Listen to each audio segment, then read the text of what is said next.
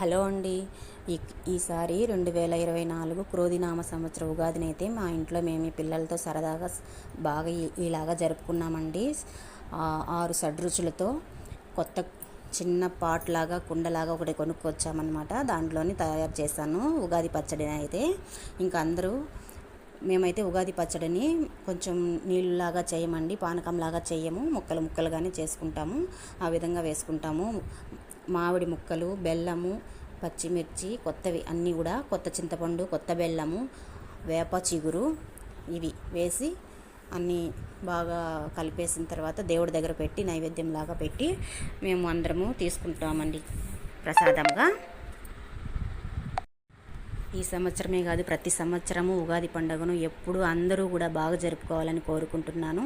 మేమైతే ఈ విధంగా చేసుకున్నామండి. సంతోషంగా గడిపాము ఆ రోజైతే.